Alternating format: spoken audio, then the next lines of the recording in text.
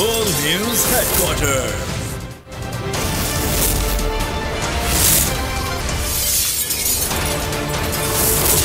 World News Headquarters.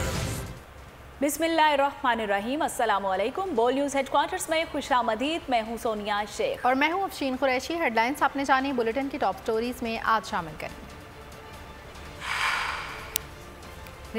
Relief के बजाय तकलीफ, जमान पार्क ऑपरेशन रुकेगा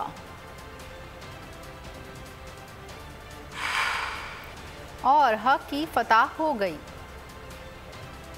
बुलेटिन का आगाज करेंगे। सबसे पहले बात करेंगे हुकूमत का एक और बार पेट्रोल बम महंगाई खत्म करने के दावेदार। मौजूदा हुकूमत ने अवाम पर मजीद बोझ डाल दिया। पेट्रोल की कीमत में 5 रुपए का इजाफा कर दिया गया। फी लीटर पेट्रोल 272 रुपए का हो गया। नोटिफिकेशन भी जारी।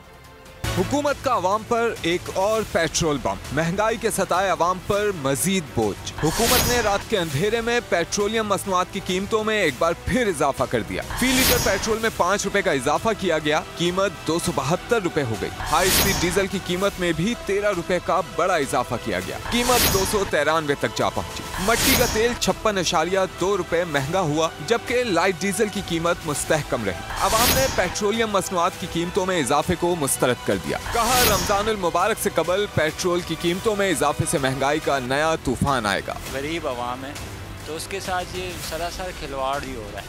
तो ये हम कहाँ जाएं? अभी पेट्रोल 5 रुपए महंगा कर दिया।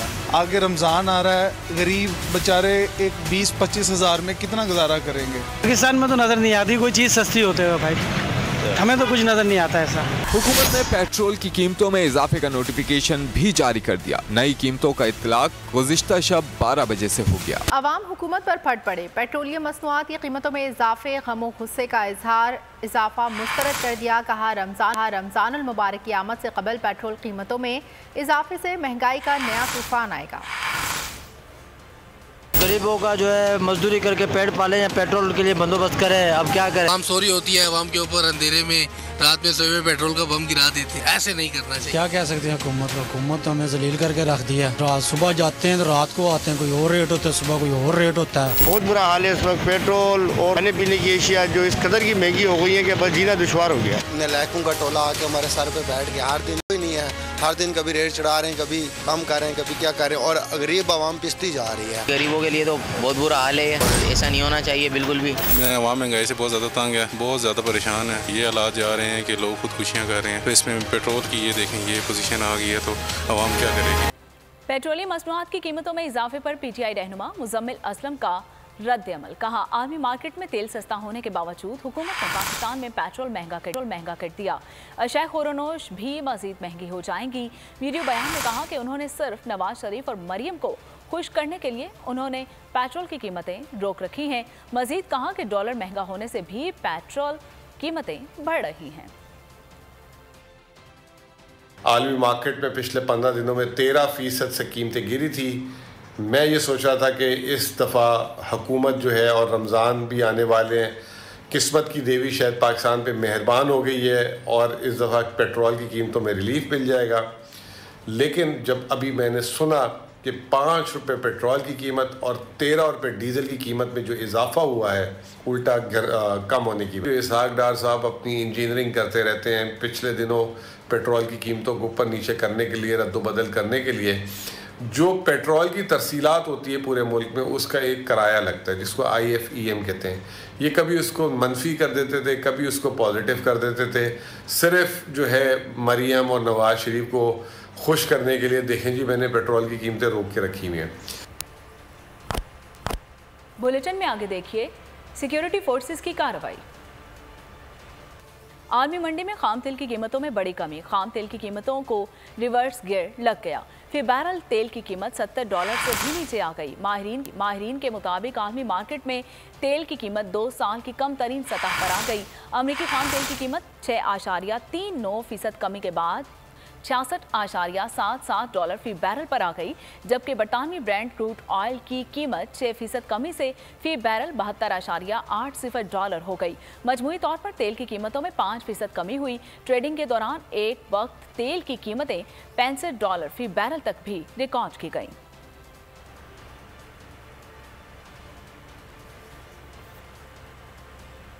जुनूबी वज़ीरिस्तान में सिक्योरिटी फोर्सेस का ऑपरेशन फायरिंग के तबादले में 8 दहशतगर्द हलाक हो गए। ISPR के मुताबिक फायरिंग की जद में आकर 2 बच्चे भी शहीद।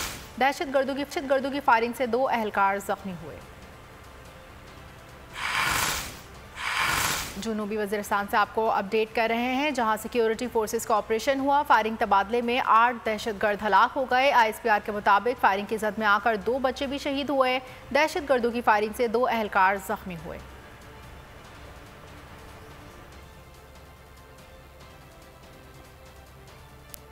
मुल्की हालात का जिक्र करें तो लाहौर हाई कोर्ट के हुक्म पर जमान पार्क में ऑपरेशन रोक दिया गया। पुलिस चैलेंज की रोकने की दरख्वास्त पर जस्टिस तारिक सलीम शेख ने समाअत की। जस्टिस तारिक सलीम ने रिमार्क्स दिए कि मुझे शहर में अमन चाहिए। जब तक इस्लामाबाद हाई कोर्ट का फैसला नहीं आता तब तक जमान पार्क पर एक्शन रोक लिया जाए। समाअत आज सुबह 10 बजे दोबारा होगी। तोशा खाना केस में इस्लामाबाद हाई कोर्ट ने फैसला सुना दिया। इमरान खान के वारंट गिरफ्तारी बरकरार रखे। अदालत ने कहा कि इमरान खान ने जो बयान हल्फी दिया वो मुतल्लिका अदालत में जाकर दें। मुतल्लिका अदालत ही वारंट गिरफ्तारी और बयान हल्फी पर फैसला करेगी। इमरान खान अपनी दरख्वास्त सेशन अदालत में दायर करेंगे।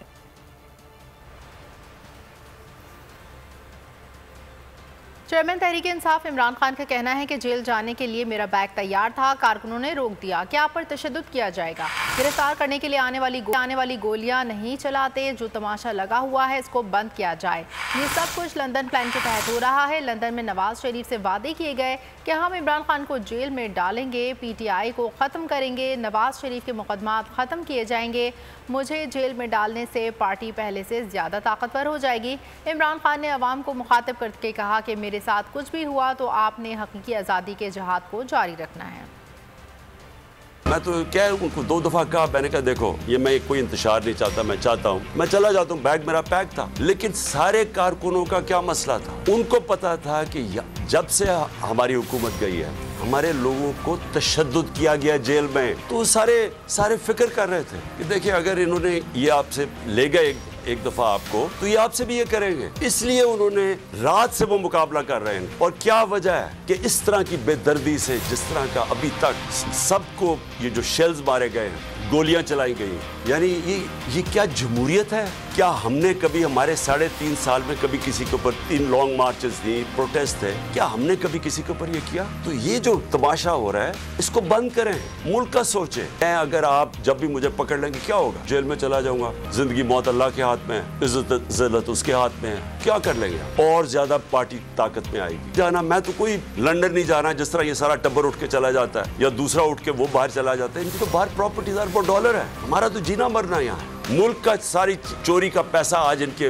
बड़े बड़े बैंक अकाउंट्स और लंदन और बाहर मगरबी कैपिटल्स में इनका पैसा पड़ा है। सिर्फ दुबई के अंदर 20,000 पाकिस्तानियों ने, ये अभी ब्लूमबर्ग की रिपोर्ट है, 20,000 पाकिस्तानियों का दुबई में $10.4 अरब पड़ा हुआ। तो मुल्क कैसे आगे जा सकता है अगर ये इन लोगों के हाथ में मुल्क रहेगा? मैं पकड़ा जाऊं, जेल में भी चला जाऊं, जो भी मुझे हो जाए। आपने ये जो हकीकी आज़ादी की हमारी तहरीक है, आपने सब ने इसमें शिरकत कर। और अक़वाम मुत्तहिदा ने पाकिस्तान में सियासी माहौल और कशीदगी पे बयान जारी कर दिया। तर्जुमान अक़वाम मुत्तहिदा स्टीफन ड्यूजारिक ने कहा कि साबिक़ वज़ीर आज़म इमरान खान के घर पर छापे के हवाले से मुकम्मल तौर पर आगाह हैं।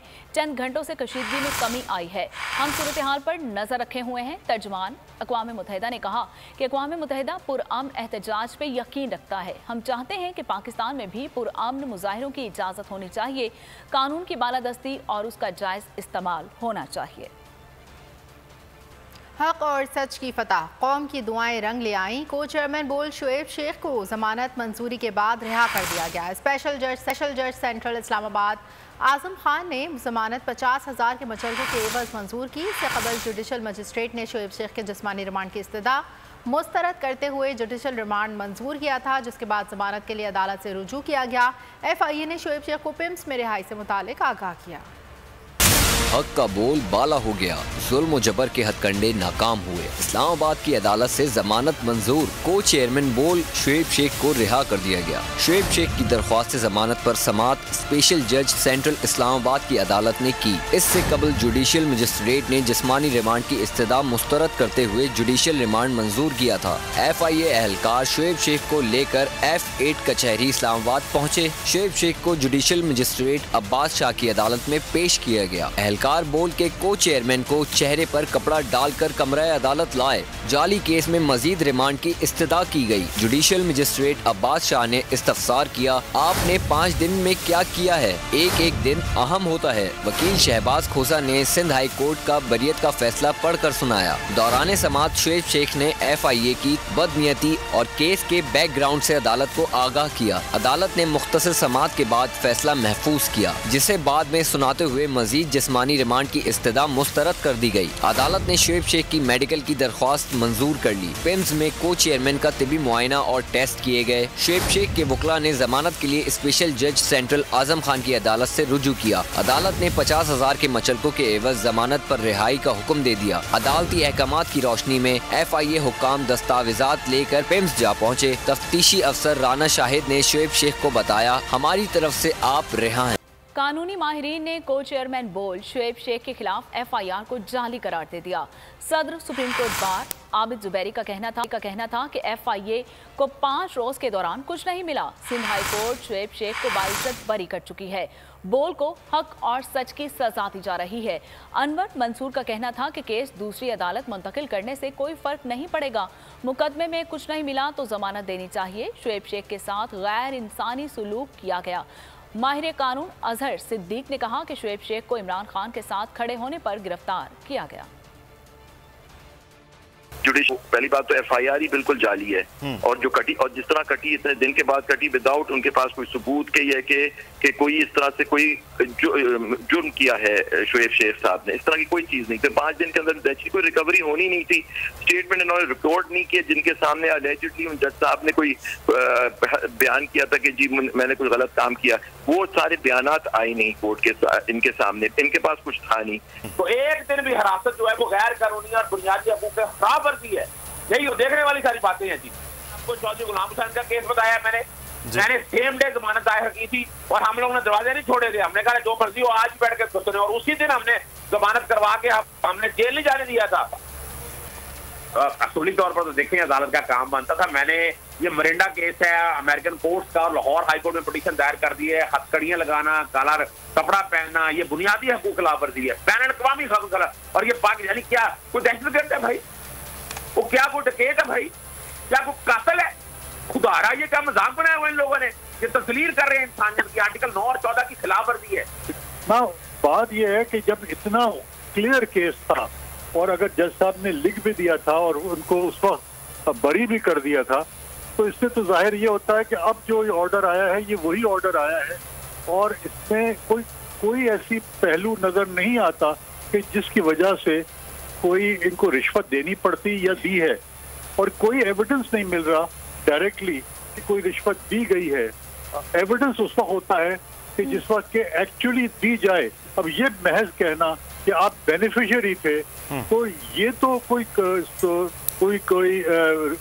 रीजन नहीं हो सकता। को चेयरमैन बोल शुएब शेख के खिलाफ मनगढ़ंत, झूठा और बेबुनियाद केस। हुकूमत इंतकामी कार्रवाइयों पर उतर आई। रिश्वत देने के झूठे इल्जाम के पीछे असल हकायक बोल ले आया अवाम के सामने। सिंध हाई कोर्ट की जानिब से 10 मार्च को एग्जैक्ट केस में बरियत का फैसला भी दे दिया गया, जो रिश्वत केस इल्जाम को झूठा और बेबुनियाद साबित करने के लिए काफी है। सवाल ये उठता है, न रिश्वत लेने वाला न देने वाला मौजूद, तो फिर ये मुकदमा क्या है? गुज़िश्ता 5 सालों में ना तो कोई गवाह पेश हुआ और ना ही कोई सबूत सामने आया, जबकि कोई इंक्वायरी अमल में नहीं लाई गई। जब मुल्ज़िमान से कोई तहकीकात नहीं की गई, कुछ साबित नहीं हुआ, तो फिर ये मुकदमा क्या है? इससे कबल केस की इंक्वायरी कमेटी के सामने खुद जज कादिर मेमन ने रिश्वत के इल्जाम की तरदीद की थी और कमेटी को तहरीरी तौर पर आगाह भी किया था। इस झूठे और बेबुनियाद केस की कानूनन कोई हैसियत नहीं। सिंध हाई कोर्ट इस मुकदमे में शुएब शेख को बरी कर चुकी है, तो फिर इस नाम नेहाद इल्जाम की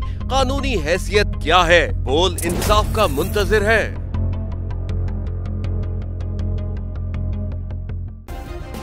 सब्सक्राइब करें और बेल दबाएं ताकि कोई खबर रह न जाए।